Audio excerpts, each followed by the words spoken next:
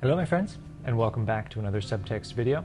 Really excited to be making another video. It's been a minute, but we've been extremely busy sourcing, kind of bringing to fruition so many of the projects that we've been excited about in the past, watching them develop, watching these relationships grow, watching like the fruits of our producers' labor. And we're certainly going to be talking about that today a little bit. We have a pretty special coffee we're brewing. It's a first for Subtext, and so is the way we're going to brew it. A seemingly simple way, but some very important things to look out for. Let's start with the coffee. So we have a coffee from Puno. We've had coffees from Peru in the past, but this is the very first coffee we've ever sourced from Puno. Puno is the department in Peru located at the very southeast. This coffee comes from the community of Hianahuaya in the Puntinapunco area, and it's produced by a producer named Calixto Quispe. Calixto's coffee is quite special for a couple of reasons. I mean, Puno is quite special for a couple of reasons. Puno is located in an area pretty ideal condition-wise to grow coffee, but there's something else about Puno, and it has to do with variety. So a lot of the bourbon that grows in Puno is actually an older version of bourbon. We see coffees labeled Cultura, coffees labeled bourbon often, and those coffees maybe, at least phenotypically, are related to bourbon or cultura, but they're not always the original versions of those coffees. They've gone through mutations, they're cultivars. We think and we believe that in Puno, the bourbon is almost as close as we get to original bourbon that was colonially brought to the Americas. A lot of that has to do with the UN initiative. The UN had brought bourbon as a means to get people working the land, agricultural workers, producers off of coca production. And so they had brought bourbon to Puno, and it was somewhat successful. There's certainly some coffee producers, some people went towards coffee, produced coffee with that variety. What we get today because of that is a version of bourbon that we believe has a bit of that Ethiopian, or at least African parentage from that original variety of bourbon from Reunion. And the result of that taste-wise in the cup is a little bit of stone fruit, a little bit of florality, but Calixto's coffee still does have that kind of chocolatey backbone that a lot of people expect from Peru. We're going to make it on batch brew today. I think in the previous videos we focused on AeroPress, on V60, on a lot of pourovers, and we certainly love to make coffee in single cup method. It allows for a little bit more iteration, but a lot of people at home use batch brewers, and it's worth talking about because there are ways to make batch brew taste really good. I think some people think batch brewers make an inferior cup of coffee, and definitely some batch brewers make an inferior cup of coffee, but not all of them. And there's definitely a way to make coffee with a decent batch brewer that it can taste just about as good as a well-made pour-over, and certainly take less work as well. So let's talk about what some of those features are of the brewers and how we can interact with these brewers to maximize our potential at making really delicious coffee. One of the things that we can use is temperature. Now, we don't have a kettle, we're not heating up the temperature, you're kind of reliant on the brewer. Some brewers have a temperature you can manipulate and some don't. This one doesn't, and we really do like this one. This is the ratio 6. It does a really good job. It's very simple. There's very little you can do to manipulate this brewer, but it does a really good job regardless. The temperature it brews with is really hot, and that's what you want when you brew coffee. You want water just off boiling, certainly for coffees that are lighter like ours. In addition to the temperature, you have a means to distribute that water, what we call a spray head. Now on this brewer here, you can kind of see that the spray head's a little bit larger. It has many holes. It's not concentrated in one, like 1 or 2 inch diameter, and that's what you're looking for. You're looking for something a little bit larger. You don't want it to be too large, which is pretty rare for home brewers. But if it's too large, water will drip around the coffee bed, and you don't want that. Much more frequently, the problem is that it's too small. And when it's too small, it creates divots in your bed. Same thing if it is larger, but it only has a few holes. The water that drips through those few holes is going to concentrate agitation in a few areas of the bed. You're going to get over extraction in those areas, under extraction in other areas. So you want a big enough spray head with enough holes to distribute through. You can see on the ratio that it does a pretty good job at having a spray head that's very well distributed throughout the entirety of the brew bed. This specific batch brewer is a flat bottom batch brewer. That means the bottom is flat and it uses flat bottom filters.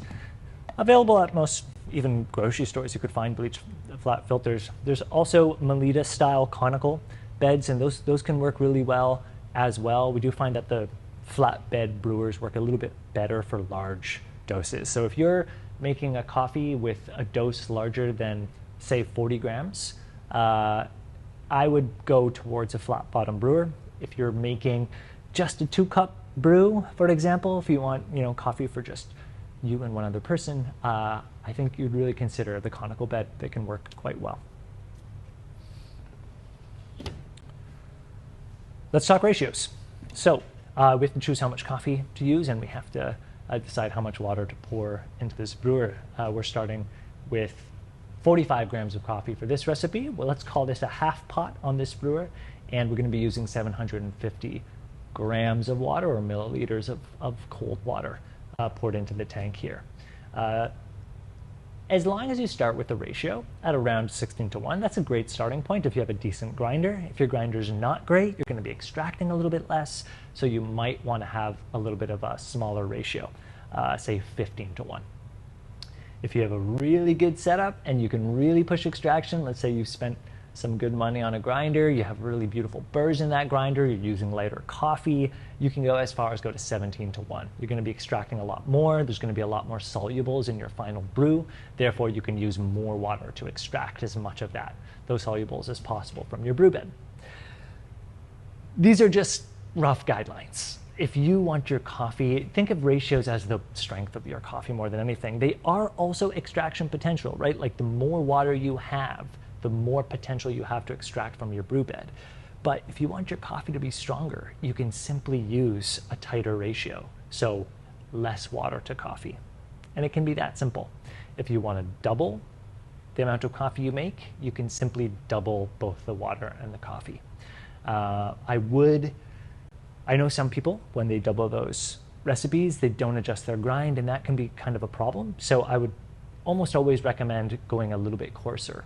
Sometimes not insignificantly coarser, depending on how much more coffee you're making. You can do it, and you can make good coffee, but again, the bigger that recipe, the longer it's going to take for these batch brewers to suck up this water, push it through the bed. Essentially, your brew time gets extended longer and longer the more coffee you make. So you end up having to go coarser and coarser on your grind. You'll find that balance is going to take a little bit of experimentation, but I have no doubt that you can get there with a few iterations. Why don't we make a brew and we can show you the result. There won't be too much to demonstrate because this machine's going to do most of the work for us, but let's give it a go. I already have my coffee in the grinder. I'm going to grind it up, load up a filter, and press a button.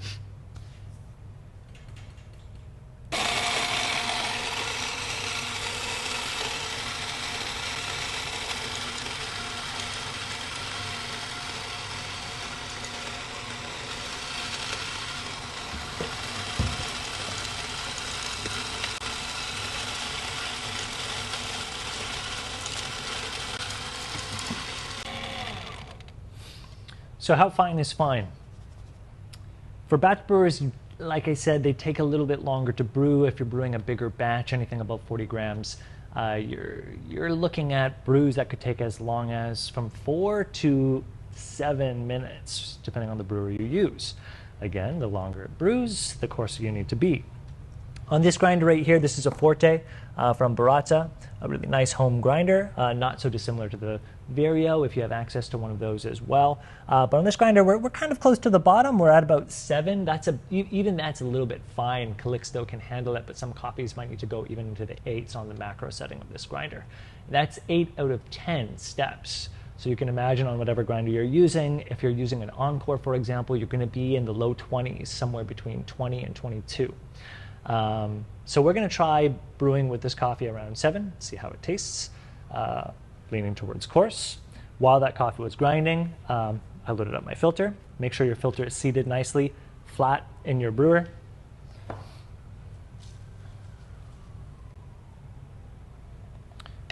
Once you load up your coffee, you want to give it a little bit of a level.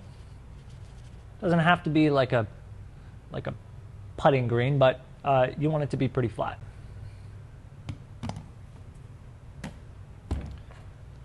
The ratio comes with this little extra thing to toss on here. That's essentially just to prevent splatter.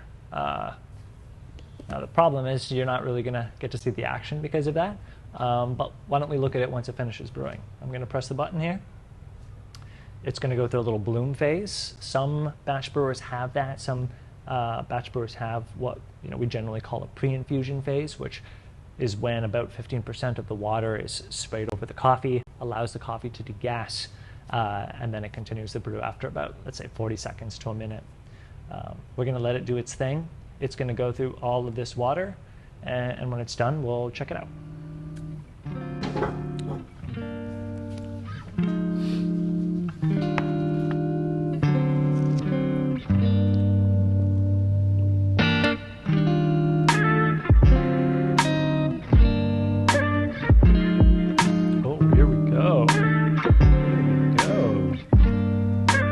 Sesame bubble milk tea.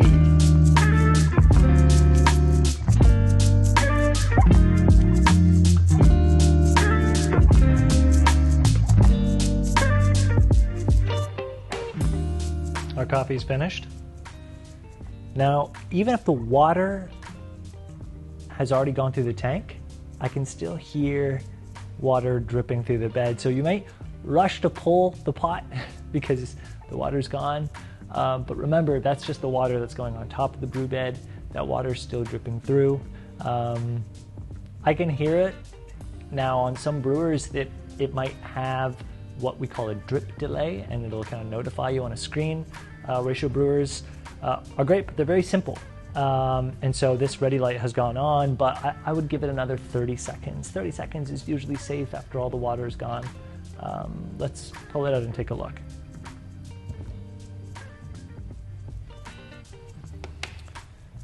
So this is pretty ideal.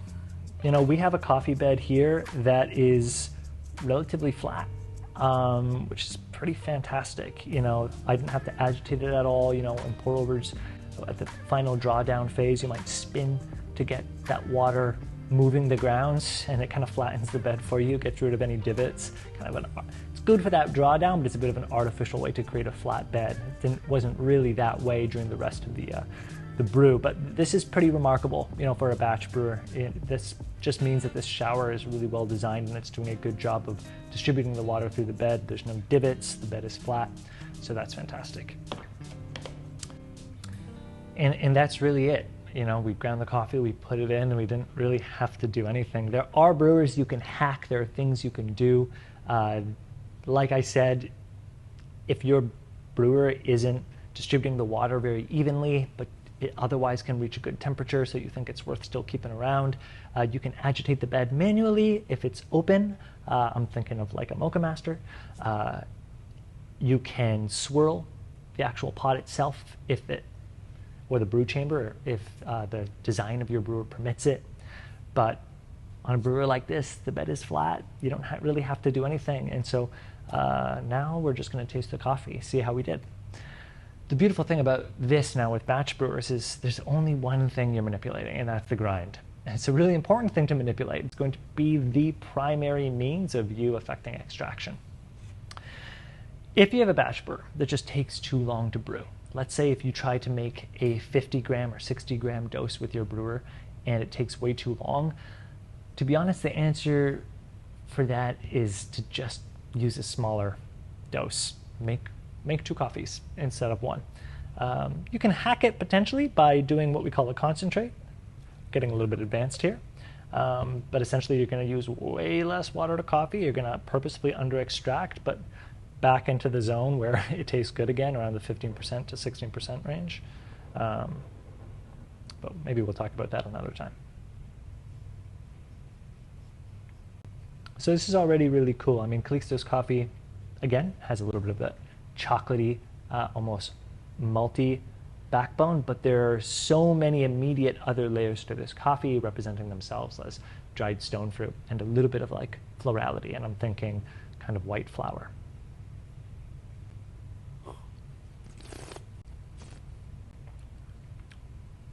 It's good, it's sweet, it's complex, It doesn't quite have the delicacy of a pour over, but I wouldn't stop here. I would, if I wanted to make this coffee more delicate, I would just grind a little bit coarser from where we ground.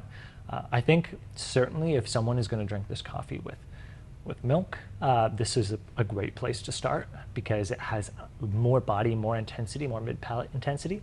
Now we know, of course, at the Roastery, because we've tested this coffee a lot, that if you go a little coarser, if you grind or extract, I should say, appropriately, around the 20, for us, 22% range. If you're using a home grinder, maybe somewhere around 20%.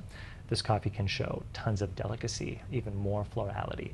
We hope that our subscribers this month enjoy this coffee. This is the second coffee in the subscription this month.